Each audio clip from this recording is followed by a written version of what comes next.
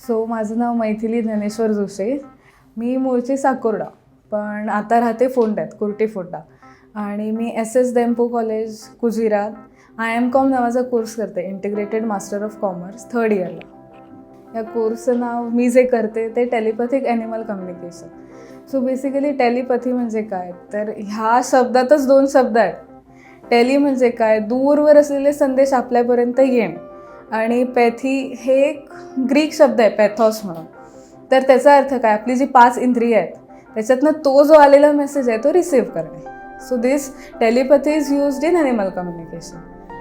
एकतर खूप उत्सुकता होते मला प्राण्यांविषयी जाणून घ्यायची. असं लहान असल्यापासून असे कुत्रे मांजरं कायम आवडायचे मला. एक रिलेटिव्हकडनं मला असं कळलं की हा कोर्स आहे. खरं सांगायचं तर आमचाही तितका विश्वास नव्हता. आम्हाला हे खूप असं काय असणार, जास्तीत जास्त बरंच सांगणार असं. पण मग आम्ही तो कोर्स करून घेतला. आमच्या बेला म्हणजे आमची कुत्री, तिच्याकडे आम्ही बोललो, ती एक कम्युनिकेटर बोलली. मग त्याच्यावर आम्हाला अशा काही गोष्टी सांगितल्या तिने की आम्हाला पटल्या. त्या असं वाटलं की हां, हे फक्त आम्हाला माहिती होतं. मग त्याच्यावर विश्वास बसला आमचा. जोपर्यंत एक्सपिरियन्स होत नाही ना तोपर्यंत विश्वास बसत नाही. हे असं न्यूली इमर्ज नाही म्हणता येणार, होतं खूप आधीपासून, पण आत्ता आपल्याला कळायला लागलं की असं काहीतरी आहे. सो असं शोधता एक मला टीचर मिळाली, शुभा भांबूरकर. सो तिने ॲडव्हान्स कोर्स वगैरे सगळं केलं, एक्सपिरियन्स्ड आहे. मग तेव्हाच तिचा वर्कशॉप होता.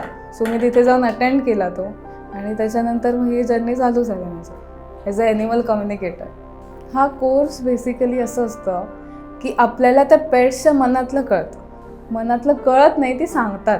इन शॉर्ट आपण असं बोलतो त्यांच्याकडे, त्यांना काय हवं आहे, त्यांना काय आवडतं, त्यांना काय नको आहे, हे सगळं ती इन शॉर्ट सांगतात. इवन आपण असं नाही की फक्त प्राण्यांशीच अवतीभोवती आपण हे करू शकतो. प्राणी, इवन झाडं, इवन ऑब्जेक्ट्स.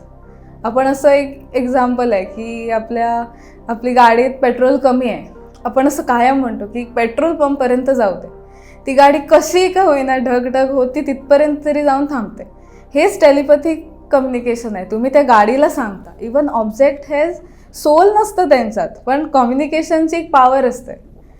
इवन आपण आता एक फॉर एक्झाम्पल असं म्हणतो की आपल्याला कोणाची तरी आठवण येते आहे, किंवा असं की त्याला फोन करायला हवा. तो माणूस एकतर हजर होतो समोर किंवा फोन करतो. हेच संदेश आहेत जे तुम्ही त्याच्या माइंडला पाठवता आणि तो रिसीव्ह करतो. सो हे खूप आधीपासून चालत आलेलं एक हे आहे. सो आपण त्याच्यात नवीन नाही आहोत, फक्त आता आपण ग्रास्प करायला शिकलो. हळूहळू हा कोर्स जो इमर्ज होतो आहे तो खरंच बऱ्यासाठी होतो आहे. खूप मेंटली खूप शांतता मिळणार ह्या कोर्स केला तर. असं आपण एक नेचरचा भाग आहोत, आणि जेव्हा आपण हे शिकतो नेचर ऑलरेडी नोज आहे. सो त्या नेक्स्ट डेपासून मला कोणाकोणाचे फोन यायला लागले. आमच्या आधी रिलेटिव्सपासूनच चालू झालं. असं नाही की कोणाला तरी कळलं की बाबा माझ्या कुत्र्याकडे बोल, असंच बोल, काय हवं ते विचार. असं करून करून मी रोज प्रॅक्टिस करायचे. एक केस यायची, केस इन द सेन्स असंच की हे सांग मला. मग ती कोणाला तरी सांगायची की हां माझी हे असं करते बघा जरा, असं. सो असे हळूहळू मला केसेस मिळत गेले. मग हळूहळू प्रोफेशनली यायला लागले कुठून असे. इवन लॉस्ट केसेस येतात. लॉस्ट केसेसचा अर्थ काय की हरवलेला असतो प्राणी, आणि आपण त्याच्याशी कॉन्टॅक्ट करून त्याला घरी आणतो. सो तसे केसेस असतात. इवन थोडे असे केसेस असतात की जे ॲनिमल्स आता जिवंत नाही आहेत पण त्यांच्या घरी होते. त्यांना एक क्युरिओसिटी असते की आपला प्राणी आता नाही आहे पण त्याला काय वाटत होतं आपल्याबद्दल. सो असे केसेस असतात. थोडे हेल्थ इश्यूज जे असतात, म्हणजे प्राण्यालाच बरं नाही आहे, काय होतं आहे ते सांगा, असं. जसे खूप व्हरायटी असते. जशी माणसांच्या स्वभावात असते तशी त्यांच्यात असते. असं असतं की माणसाला सुद्धा असं वाटतं की आता घरी कंटाळा आला, चल फिरून येऊया. तसं प्राण्यांमध्ये पण असतं. त्यांना जेव्हा कंटाळा येतो तेव्हा ते जातात, फिरतात आणि येतात घरी. पण जे मांजर किंवा जे कुत्रा, ॲनिमल्स म्हणूया आपण, पेट्स जे हरवले आहेत खरं, त्यांना घरी यायचं आहे, ते स्वतःहून सांगतात की माझ्या आजूबाजूला असं आहे, मला असं दिसतं आहे. आणि आपल्या ह्याच्यातली जी इंद्रिय जी स्ट्रॉंग आहेत, माझ्यात जी स्ट्रॉंग आहेत ती विजन्स आणि थॉट्स. सो मला विजन्स दिसतात. इन शॉर्ट ते मांजर समजा तिकडे असेल तर मला ते जे त्याच्या डोळ्यातनं जे दिसणार ते मला दिसणार. असं शार्प इमेज नसते, पण आपल्याला कळतं की ते काय होतं. असं एक मला लॉस्ट केस आलेली, त्याने मला सगळं सांगितलं की मी इथून राईट मारलेला, तिथे मला एक बांधकामचं घर दिसलेलं, तिकडनं मला एक फुलपाखरू दिसलं, तिकडनं मी धावत गेलो, पुढचं मला काय माहीत नाही.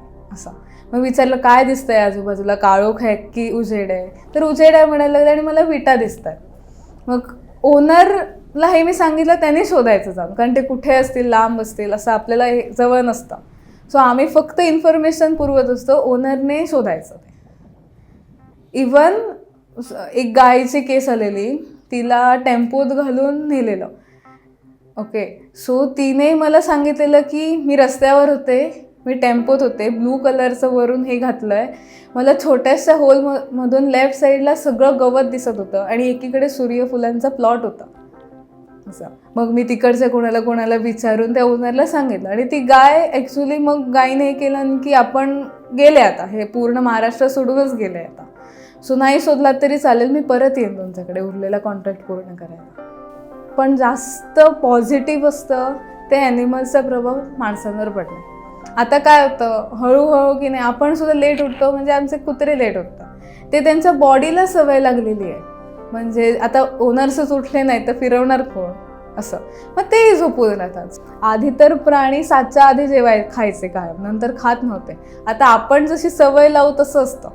आपणच समजा सवय लावली की 9 नंतर घालायचं, त्यांना खावंच लागणार. ॲक्च्युली असं म्हणतात ना की सकाळी खायचं आणि 7च्या आधी जेवायचं, म्हणजे पूर्ण पचन बरं होतं. हे प्राण्यांना माहीतच होतं, फक्त आपण त्यांना रॉंग सवयी लावतोय, मग ती तरी काय करणार. पण ॲनिमल्स टू ह्युमन्स हा जो प्रभाव असतो तो खूप पॉझिटिव्ह असतो, कारण ह्याच्यात सोलचं हे असतं. आता तुम्हीच इमॅजिन करा की घरी फक्त एक फॅमिली होती, त्यांच्याकडे कोण पेट्स नव्हते, पण एक पेट आल्यानंतरचं एक एन्व्हायरमेंट होतं ते खूप डिफरंट असतं. आणि ते पेट ओनर्सना कळतं की काहीतरी वेगळं चालू आहे. एक सपोर्ट असतो, ती काही करू शकत नाही आपल्याला, म्हणजे असं की आपल्याला भाजी आणायला मदत करतात, पण त्यांचा जो एक वेगळा सपोर्ट असतो घरात तो वेगळा असतो. ती खूप इतकी मेंटली पॉझिटिव्ह असतात की त्यांना ओनर्स किंवा पेट पेरेंट्स म्हणूया, आपण त्यांना ओन कधीच नाही करत. आपण म्हणतो की आपण ओनर्स आहोत, पण आपण पेट पेरेंट्स आहोत, आपण कंपॅनियन आहोत त्यांचे. इथेच मी म्हणते की माणूस आपल्या बुद्धीच्या जोरावर इतकं त्याने बाजूला आपल्याला किंवा एक असं स्पेशल क्लास दिला आहे की आपण बाकीच्यांपासून खूप दूर गेलो आहे. म्हणून आपण ही टेलिपॅथीची जी एक हे आहे ती विसरलो आहे.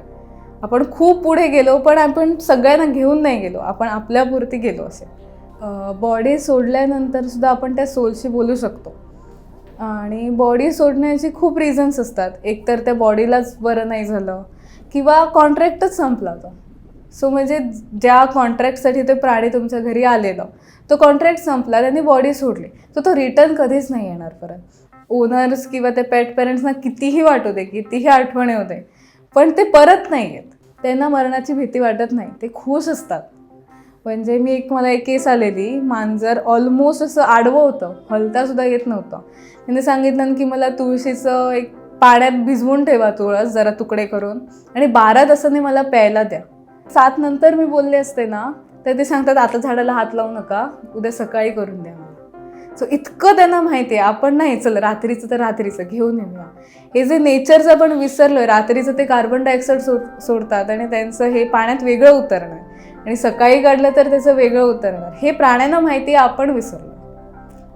सो ते पाणी घालायला सांगितलं त्याने, आणि मग सांगितलं की मला सांगितलं की माझा कॉन्ट्रॅक्ट संपत आला आहे, त्याच्यामुळे ओनरला सांग की माझं सगळं झालं आहे, त्याच्यामुळे रडू वगैरे नका, मला फक्त वर जास्वंदीची 3 फुलं घाला. ती सुद्धा कुठली, तर त्यांच्याकडे पिंक कलरची जास्वंदी होती, त्याला डबल पाकळ्या होत्या, ती मला खूप आवडतं. मी गेल्यानंतर ते घाला, आणि मी खूप खुश आहे, कारण माझं कॉन्ट्रॅक्ट इथे खूप मस्त कंप्लीट झालं आहे आणि आता मी मरणार आहे, आणि आता माझं पुढचं लाईफ चालू होणार. सो आपल्याला जी भीती असते की काय झालं, आपण मरणार आता, ती त्यांच्यात आनंद असतो की चला आपलं नेक्स्ट लाईफ, आपलं स्टार्टिंग पॉईंट आहे. सो असं चेंजेस असतात त्यांच्याच्यात, इतकी पॉझिटिव्हिटी असते की हे चेंजेस त्यांच्यात असतात. जेव्हा प्राणी प्रॉब्लेम सांगतात ना, ते फक्त प्रॉब्लेम्स नाही सांगतात, ते सोल्युशन सांगतात. म्हणजे इन शॉर्ट मला एक अशी केस आलेली, अशी माझ्या मैत्रिणीचंच मांजर होतं, ते असंच बोल ग जरा असं. मग तिने मला सांगितलं की त्या घरात भांडत असतात सतत, ती अजिबात एकमेकांचं ऐकून घेत नाही. परत तिने सांगितलं की हां, हे सोल्युशन आहे त्याला, family who it's together stage together. ती कधीच एकत्र जेवायला बसत नाही, सगळी आपापलं करतात, म्हणून त्यांच्यात ही वाद चालू आहे. जेव्हा एकत्र येऊन बसतील, फोन नसतील हातात, तेव्हा त्यांच्यात ज्या गोष्टी होतील ह्याच्यामुळे त्यांचं रिलेशनशिप वाचणार आहे. सो असंही असतं, ते असं नाही सांगत की तू असा आहेस, ते सांगतात की हे चेंज करायला तू काय करायला हवंस. इन शॉर्ट समजा एक असं होतं की नवरा बायकोंची केस होती, तर दोघंही जण खूप भांडायचे, पण रात्री एक व्हायचे. मग त्या कुत्र्याने असं त्यांना सांगितलं की हे जे रात्री तुम्ही नाटक करून दाखवता ते तर दाखवू नका. तुम्ही मनात तुमचं खूप आहे जे तुम्ही बोलून दाखवत नाही, तुम्ही फक्त कोल्ड वॉर्स करता, एकमेकांना टोपता फक्त, पण बरं आहे ते कधीच ॲप्रिशिएट करत नाही. म्हणून हे उद्यापासून रोज जे बरं वाटतं ते ॲप्रिशिएट करा. महिन्याने चेंज दिसला ना तर मग मी सांगितलं त्यांना असं की माझ्यासाठी न्यू केस होती. सो मी ते सांगितलं की असं असं त्याने सांगितलं. खरंच महिन्याने तिचा फोन आला आणि मग तिने म्हटलं की आमच्यात खूप वेगळं वातावरण आहे आता ह्या पेटमुळे. सो इतकं पॉझिटिव्हनेस तो असा स्प्रेड करत असतो. थोड्यांकडे झाडं असतात पण प्राणी नसतात. मग झाडंसुद्धा सेम बोलतात. आपला पेट नाही आहे ते, पण आपल्या भोवती असणारं सततचं एक परमनंट एक हे आहे जे आपल्याला असं सांगत असतं की हे कर ते कर. आपण बोलत नाही, पण इन शॉर्ट आम्ही आमची तुळस जिथे लावली आहे ना तिथे कधीच झाली नाही. कायम रोपच असतं कायम, ते असं जातं सुकतं मरतं. मग जेव्हा मी हे शिकले फर्स्ट त्याच्याकडे बोलले की अगं काय झालं आहे, का आमच्याकडे होत नाहीस तू, ही जागाच चुकीची आहे म्हणाली, इथे लावूच नका मला. आम्ही सेम रोप मागे जाऊन एक जागा सांगितली तिने की इथे इथे लाव, तिथे जाऊन लावली. ते रोप आता मस्त हेल्दी झाड झालेलं आहे, असं प्रॉपर प्लांट. मग हे चेंजेस असतात. एकतर ते स्वतःबद्दल बोलतात की असं सगळं झालं आहे, मला ह्याची कमी आहे, मला खताची कमी आहे, हे घाला ते घाला, किंवा कीड लागलेली असते तर हे स्प्रे आहे. मला स्प्रेची नावं नाही सांगत, पण मला एका झाडाने सांगितलं की मला पोटॅशियमच नाही आहे, मला जरा घालायला सांग. सो मी गुगलवर सर्च केलं, कारण मी पण नवीनच आहे ह्याच्यात, मलाही माहिती नाही की काय असतं पोटॅशियम, म्हणजे खरंच हेल्प करतं की नाही झाडांना. तर त्याच्यात असं लिहिलेलं की पोटॅशियम इज मस्ट मिनरल त्यांच्यात असायला हवं असं. मग मी ओनरला फोन करून सांगितलं, त्यांनी खत घातली, झाडं मस्त झाली असंही सांगतात. किंवा घरातलंही तुम्ही विचारलं तर सांगतात. म्हणजे मला अजून एक केस आलेली, तर एक ते छोटंसं झाड होतं गिफ्ट मिळालेलं, ते ती हॉलमध्ये ठेवत होती. सकाळी ऑफिसला जात होती दोघंही, सो जाताना सगळं दारं बिरं बंद करून बाहेर जायचे. मग त्याने सांगितलं की मला खूप घुसमटतं आहे घरात, मला बाहेर काढा, तोपर्यंत माझी वाढ होणार नाही. पण तिथे जी आजी होती तिला ते झाड घरातच हवं होतं असं. मग असं झालं की नाही, बाहेर नाही ठेवायचं, घरातच ठेवायचं. मग हे सांगितल्यावर मी असं झालं की चल बाहेर ठेवूया. आणि अचानक एका महिन्यात ते इतकं मस्त वाढलं.